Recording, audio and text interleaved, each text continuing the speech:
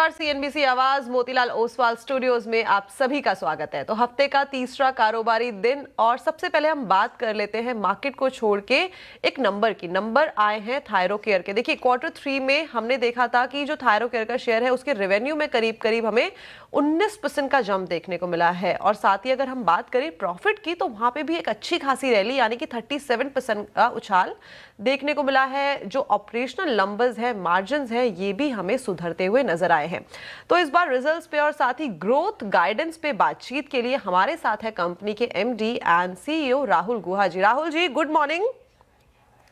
Good morning sir.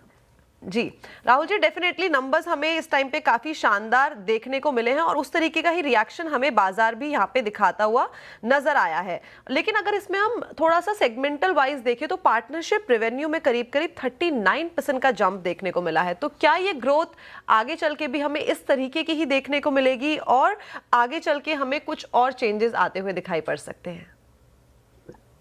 Thank you. हमारा जो partnerships business है एक्चुअली काफी टाइम से 35% के ऊपर से ग्रो कर रहा है।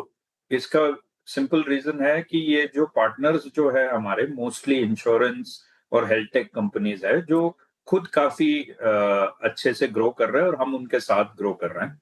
तो जब तक वो लोग इन्वेस्ट करते रहेंगे अपने ग्रोथ में तो हम उनके साथ भी ग्रो करते रहेंगे। तो आई डोंट सी अभी जो मेरे को नहीं दिख रहा है कि कुछ स्लो डाउन होने की क्षमता होगी, but let us wait and watch. As of now मुझे लग रहा है कि ग्रोथ काफी मजबूत है और टिकना चाहिए। ओके, काफ़ी ऑप्टिमिस्टिक साउंड कर रहे हैं अपनी ग्रोथ को लेकर। राहुल जी, गुड मॉर्निंग, श्रेया बात कर रही हूँ। Q3 में रेवेन्यू, प्रॉफिट, साथ ही EBITDA मार्जिन में अच्छा सुधार देखने को मिल रहा है। अब सवाल आपसे ये कि कितना सस्टेनेबल लग रहा है आपको ये, साथ ही इसके पीछे के कारण क्या रहे? एक्चुअली Q3 नंबर्स के सामने बढ़िया था, बट मोर इम्पोर्टेंटली Q3 में माधुरी दीक्षित जी हमारे ब्रांड एम्बेसडर बन गई, हमारे थायरोकेयर के साथ जुड़ गई, जो मार्केट को बहुत बड़ा सिग्नल देता है कि थायरोकेयर की क्वालिटी बिल्कुल बेस्ट है। और अब हमारे पास एक क्लियर ब्रांड एम्बेसडर है जो एंडोर्स भी कर रहा है थायरोकेयर के साथ। तो Q3 के लिए वो हमारे लिए बहुत बड़ा माइलस्टोन था। दूसरा, हमको best pathology lab in the country award मिला था वॉइस ऑफ हेल्थ केयर से Q3 में। तो ये दोनों हमारे लिए बहुत बहुत अच्छी चीज थी और नंबर्स तो अच्छे ही थे, बट मैं तो बहुत प्राउड फील कर रहा हूँ कि पहले माधुरी दीक्षित जी हमारे साथ जुड़ गई और दूसरे हमको बड़े नेशनल अवार्ड मिले, दो, best national pathology chain as well as best patient centric pathology chain Q3 में हमको मिला था। अभी आपका सवाल जो नंबर्स पे थे, हम काफी टाइम से 20% ग्रो कर रहे हैं। इंडस्ट्री तो 10-11% के आसपास ग्रो करते हैं, तो हम पिछले 2 साल से इंडस्ट्री लीडिंग ग्रोथ डिलीवर कर रहे हैं और होपफुली ये जो मोमेंटम बन गई है वो एटलीस्ट FY26 में तो चलता रहेगा। FY27 में देखो बेस तो बहुत आगे निकल चुका है।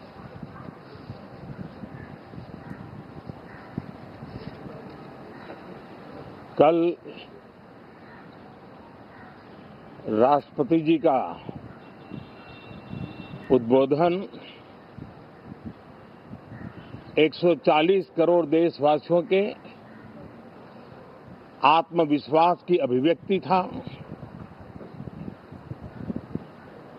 140 करोड़ देशवासियों के पुरुषार्थ का लेखा जोखा था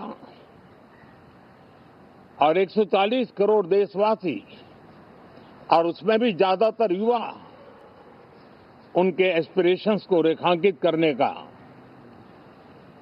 बहुत ही सटीक उद्बोधन सभी सांसदों के लिए कई मार्गदर्शक बातें भी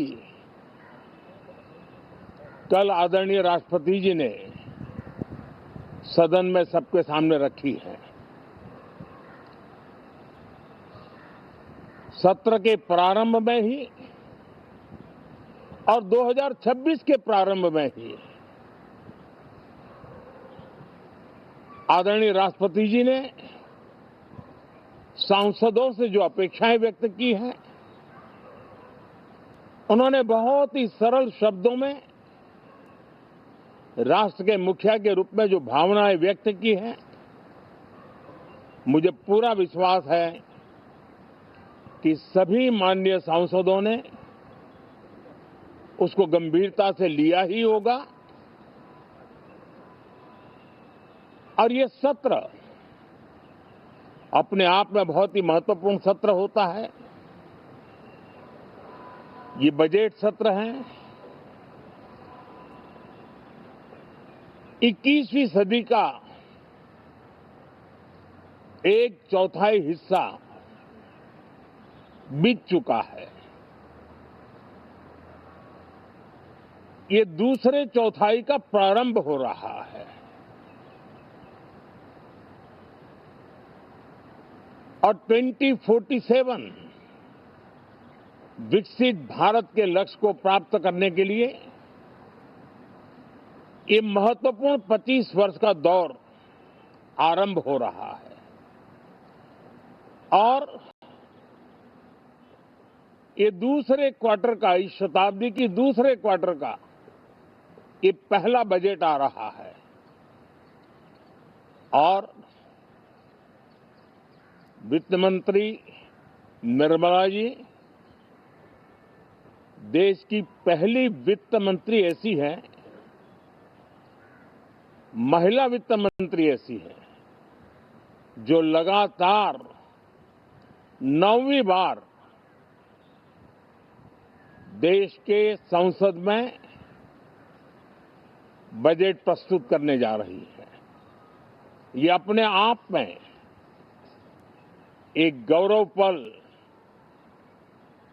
के रूप में भारत के संसदीय इतिहास में रजिस्टर हो रहा है। साथियों, ये विश्व का प्रारंभ बहुत ही पॉजिटिव नोट के साथ शुरू हुआ है। आत्मविश्वास भरा हिंदुस्तान आज विश्व के लिए आशा की किरण भी बना है, आकर्षण का केंद्र भी बना है। इस क्वार्टर के प्रारंभ में ही भारत और यूरोपियन यूनियन का फ्री ट्रेड एग्रीमेंट आने वाली दिशाएं कितनी उज्जवल है, भारत के युवाओं का भविष्य कितना उज्जवल है, उसकी एक झलक है। ये free trade for ambitious Bharat है। ये free trade for aspirational youth है। ये फ्री ट्रेड फॉर आत्मनिर्भर भारत है। और मुझे पक्का विश्वास है, खास करके जो भारत के मैन्युफैक्चरर्स हैं, वे इस अवसर को अपनी क्षमताएं बढ़ाने के लिए करेंगे। और मैं सभी प्रकार के उत्पादकों से यही कहूंगा कि जब भारत यूरोपियन यूनियन के बीच मदर ऑफ ऑल डील्स जिसको कहते हैं, वैसा समझौता हुआ है, तब मेरे देश के उद्योगकार, मेरे देश के मैन्युफैक्चरर्स अब तो बहुत बड़ा बाजार खुल गया, अब बहुत सस्ते में हमारा माल पहुंच जाएगा, इतने भाव से वो बैठे न रहे। ये एक अवसर है और इस अवसर का सबसे पहला मंत्र ये होता है कि हम क्वालिटी पर बल दें। हम अब जब बाजार खुल गया है तो उत्तम से उत्तम क्वालिटी लेकर के बाजार में जाए, और अगर उत्तम से उत्तम क्वालिटी लेकर के जाते हैं तो हम यूरोपियन यूनियन के 27 देशों के खरीदारों के पैसे ही कमाते तो नहीं, क्वालिटी के कारण से हम उनका दिल जीत लेते हैं और वो लंबे अरसे तक प्रभाव रहता है, उसका दशकों तक उसका प्रभाव रहता है। कंपनियों का ब्रांड देश के ब्रांड के साथ नए गौरव को प्रस्थापित कर देता है और इसलिए 27 देशों के साथ हुआ ये समझौता हमारे देश के मछुआरे, हमारे देश के किसान, हमारे देश के युवान, सर्विस सेक्टर में जो लोग विश्व में अलग अलग जगह पे जाने के उत्सुक हैं, उनके लिए बहुत बड़े अवसर लेकर के आ रहा है और मुझे पक्का विश्वास है एक प्रकार से कॉन्फिडेंट, कॉम्पिटिटिव और प्रोडक्टिव भारत की दिशा में ये बहुत बड़ा कदम है। साथियों, देश का ध्यान बजट की तरफ होना बहुत स्वाभाविक है, लेकिन इस सरकार की ये पहचान रही है रिफॉर्म, परफॉर्म एंड ट्रांसफॉर्म, और अब तो हम रिफॉर्म एक्सप्रेस पर चल पड़े हैं, बहुत तेजी से चल पड़े हैं और मैं संसद के भी सभी साथियों का आभार व्यक्त करता हूं कि इस रिफॉर्म एक्सप्रेस को गति देने में वे भी अपनी सकारात्मक शक्ति को लगा रहे हैं और उसके कारण रिफॉर्म एक्सप्रेस को भी लगातार गति मिल रही है। देश लॉन्ग टर्म पेंडिंग प्रॉब्लम्स अब उससे निकल करके लॉन्ग टर्म सॉल्यूशंस के मार्ग पर मजबूती के साथ कदम रख रहा है और जब लॉन्ग टर्म सॉल्यूशंस होते हैं तब प्रेडिक्टेबिलिटी होती है जो विश्व में एक भरोसा पैदा करती है। हमारे हर निर्णय में राष्ट्र की प्रगति ये हमारा लक्ष्य है, लेकिन हमारे सारे निर्णय ह्यूमन सेंट्रिक है। हमारी भूमिका, हमारी योजनाएं ह्यूमन सेंट्रिक है। हम टेक्नोलॉजी के साथ स्पर्धा भी करेंगे, हम टेक्नोलॉजी को आत्मसात भी करेंगे, हम टेक्नोलॉजी के सामर्थ्य को स्वीकार भी करेंगे, लेकिन उसके साथ साथ हम मानव केंद्रीय व्यवस्था को जरा भी कम नहीं आंकेंगे। हम संवेदनशीलता के महत्व को समझते हुए टेक्नोलॉजी की जुगलबंदी के साथ आगे बढ़ने के व्यू के साथ आगे सोचेंगे। जो हमारे टीकाकार रहते हैं साथी, हमारे प्रति पसंद नापसंद का रवैया रहता है और लोकतंत्र में बहुत स्वाभाविक है, लेकिन एक बात हर कोई कहता है कि सरकार ने लास्ट माइल डिलीवरी पर बल दिया है। योजना फाइलों तक नहीं, लाइफ तक पहुंचाने का प्रयास रहता है और यही हमारी जो परंपरा है उसको हम आने वाले दिनों में रिफॉर्म एक्सप्रेस में नेक्स्ट जनरेशन रिफॉर्म के साथ आगे बढ़ाने हैं। भारत की डेमोक्रेसी और भारत की डेमोग्राफी आज दुनिया के लिए एक बहुत बड़ी उम्मीद है। तब इस लोकतंत्र के मंदिर में हम विश्व समुदाय को भी कोई संदेश दें हमारे सामर्थ्य का, हमारे लोकतंत्र के प्रति समर्पण का, लोकतंत्र की प्रक्रिया के द्वारा हुए निर्णयों का सम्मान करने का ये अवसर है और विश्व इसको जरूर स्वागत भी करता है, स्वीकार भी करता है। आज जिस प्रकार से देश आगे बढ़ रहा है, आज समय व्यवधान का नहीं है, आज समय समाधान का है। आज प्राथमिकता व्यवधान नहीं है, आज प्राथमिकता समाधान है। आज भूमिका व्यवधान के माध्यम से रोते बैठने की नहीं है, आज हिम्मत के साथ समाधानकारी निर्णयों का कालखंड है।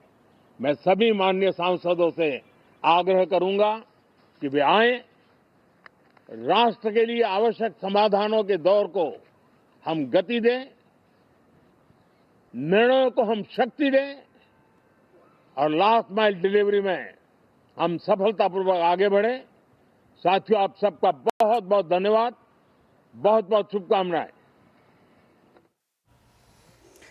तो आप सुन रहे थे देश के प्रधानमंत्री नरेंद्र मोदी जी का संबोधन संसद से बजट सत्र में, और देश की प्रगति को लेकर उन्होंने कई अहम बातें बताई है। और बजट से पहले प्रधानमंत्री मोदी जी का ये संबोधन देश को। चलिए, अब वक्त हो रहा है एक छोटे से ब्रेक का। ब्रेक के उस पार आपके सवालों का रहेगा इंतजार और सवाल लेंगे, क्वेरीज को एड्रेस करेंगे। आप बने रहिए सीएनबीसी आवाज के साथ।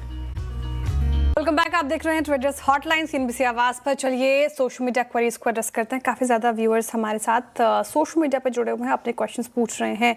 और सबसे पहला सवाल, वैसे इंट्रोड्यूस करना भूल के, आज हमारे साथ राजेश सातपुते जी हैं। राजेश जी, गुड मॉर्निंग और स्वागत है आपका ट्रेडर्स हॉटलाइन में।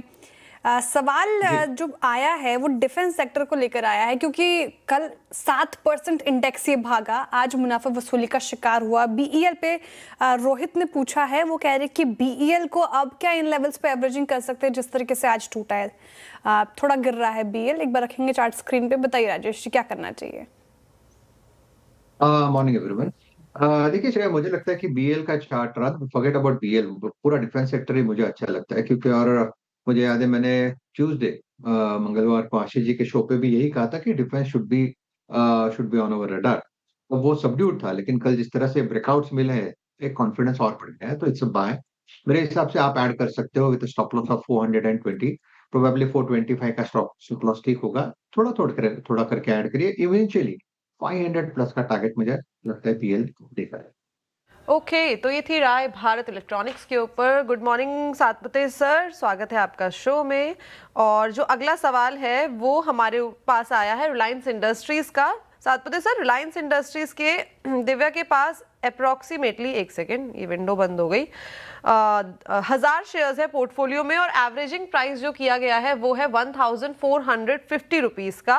और ये बोल रही हैं कि इनका जो नजरिया है वो शॉर्ट टर्म का है। सबसे पहले एक disclaimer, standard disclaimer, parent company है हमारी रिलायंस इंडस्ट्री, तो कोई भी ट्रेडिंग या फिर इन्वेस्टमेंट करना हो तो अपने पर्सनल फाइनेंशियल एडवाइजर से सलाह जरूर ले। सातपुते सर, क्या करना चाहिए, शॉर्ट टर्म नजरिया?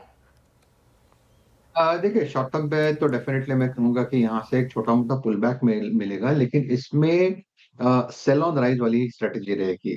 जो चार्ट सजेस्ट करता है, लगता है ये 1320 तक का एक करेक्शन देगा, डिप देगा, जहां पे ये सेटल होगा। तो ये जो करंट करेक्शन 1600 से शुरू हुई है, ये 1320 तक चलेगी। तो at level of 1389 will definitely see, अगर आपके पास पोजीशन है तो बने रहे। एवरेजिंग करना है तो 1320 के आसपास करें, क्योंकि Reliance is such a counter जो आपके पोर्टफोलियो में होना चाहिए। और मेरा एक रिक्वेस्ट है कि आप इसका शॉर्ट टर्म मत करें, क्योंकि ये ट्रेडिंग वाला काउंटर है नहीं। ओके, ट्रेडिंग वाला काउंटर है नहीं, तो शॉर्ट टर्म पर्सपेक्टिव से ना देखें, लॉन्ग टर्म पर्सपेक्टिव से रिलायंस काफ़ी अच्छा है और आपके पोर्टफोलियो में ज़रूर होना चाहिए, इसलिए होल्ड करने की राय है। अच्छा, बहुत सारे क्वेश्चन आ रहे हैं। अब जो क्वेश्चन आया है वो आया है दुर्गेश जी का, और वो पूछ रहे हैं, एक बार टीवीएस मोटर का चार्ट रखिएगा स्क्रीन पर। नतीजे अच्छे थे टीवीएस मोटर के इनफैक्ट, लेकिन जो ब्रोकरेज रिपोर्ट आई थी आज सुबह काफ़ी डिवाइडेड थी, और 3% से ज़्यादा का करेक्शन टीवीएस मोटर में। हालांकि मार्केट ही कमज़ोर है राजेश जी, और ऑटो स्पेस गिर ही रहा है, लेकिन टीवीएस मोटर रिजल्ट अच्छे थे। स्ट्रीट ने वैसा रिएक्शन दिया था कल, लेकिन आज वो फॉलोअप चीज़ नहीं देखने को मिली। 3% डाउन है, क्या करना चाहिए? देखिए, फिलहाल तो मैं यही कहूँगा टीवीएस होल्ड रखे 3,500 ये यानी कल का जो लो था, उसके नीचे आपका स्टॉप लॉस होगा। प्रोबेबली 3450 का stop loss, I think that will be enough. So 3450 के स्टॉप लॉस के साथ अभी भी मेरे हिसाब से टीवीएस होल्ड रहेगा। वो पूरे-पूरे चांसेस है कि जो रिसेंट जो टॉप था 3,900 तो 3,900 से लेके 4,000 ये इसका स्विंग का टारगेट होगा। काउंटर अच्छा है, it's a hold for me. Okay, TVS Motors यहाँ पे अभी भी जो नजरिया है वो बुलिश साइड में बना हुआ है, तो होल्ड करके आप चल सकते हैं। सातपति सर, अगला सवाल धर्मेंद्र जी का आया है थायरोकेयर। इनफैक्ट अभी मैनेजमेंट से हमारी बातचीत भी हो रही थी, लेकिन बातचीत रुक गई थी बिकॉज मोदी जी का संबोधन जो है, मीडिया संबोधन, वो आ गया था। नंबर्स डेफिनेटली हमें पॉजिटिव साइड में देखने को मिले हैं, लेकिन उसके बाद 6.5% की गिरावट, वीक मार्केट है, डेफिनेटली एक की रीजन है। नंबर्स पॉजिटिव है और इनकी बाइंग प्राइस में बता देती हूँ, वो है 480 रुपए का। क्या करना चाहिए? क्या लगता है कि जो ये डिप हमें देखने को मिला है, यहाँ पे और भी एवरेजिंग करके चल सकते हैं या इस टाइम पे जस्ट होल्ड करके चले? रंजन, इनका व्यू कितने दिन का है? ये लॉन्ग टर्म पर्सपेक्टिव है। देखिए, लॉन्ग टर्म पे थायरोकेयर इज अ होल्ड। मुझे नहीं लगता थायरोकेयर 400-380 के नीचे जाएगा। इनफैक्ट जो डिप मिलेगा वो एक बाइंग अपॉर्चुनिटी होगी। फिलहाल ये कंसोलिडेशन में है और ये कंसोलिडेशन 400 के ऊपर का है और सामने इसका जो रेजिस्टेंस बनता है वो करीबन 480 से लेकर 500 का है। तो आप कह सकते हैं कि एक बड़े कंसोलिडेशन के दायरे में थायरोकेयर फंसा है। For me it's a hold. इसका जो रेजिस्टेंस अगर आप इसको देखें, मैं प्योर मंथली चार्ट पे जा रहा हूँ कि जो आपको 1 साल के ऊपर का व्यू देता है। कंचन, इसका रेजिस्टेंस ज़ोन बनता है 500 से लेके 520 का। ये ज़ोन अगर सरपास करता है तो आप देखोगे थायरोकेयर में बहुत बड़ी रैली आएगी। बट एट दिस मोमेंट अगर आप देखें तो ये अंडर परफॉर्म करेगा। तो अगर आपका व्यू लॉन्ग टर्म है तो यू कैन होल्ड। वेल, तो लॉन्ग टर्म के पर्सपेक्टिव के लिए आप यहाँ पे होल्ड करके चल सकते हैं। सातपति सर, आई थिंक अगली मीटिंग हमारी इन पर्सन होगी। स्टूडियो आ रहे हैं आप बजट में, राइट? जी, आएँगे। जी, ठीक है। आपसे मिलना है। Thank you. ये डेफिनेटली आपसे भी मिलना है, काफी लंबा टाइम हो गया, अब मुलाकात नहीं हुई इन पर्सन, दो ऑन कैमरा तो हम मिलते ही रहते हैं। Thank you so much sir हमारे साथ जुड़ने के लिए आज एंड बढ़िया जानकारी शेयर करने के लिए। Thanks a lot for joining us today. या जी, थैंक यू। Good day. तो चलिए इस शो को यहीं पे रैप अप करते हैं, लेकिन आप कहीं मत जाइएगा, श्रेया आपके लिए लेके आएगी खिलाड़ी नंबर 1।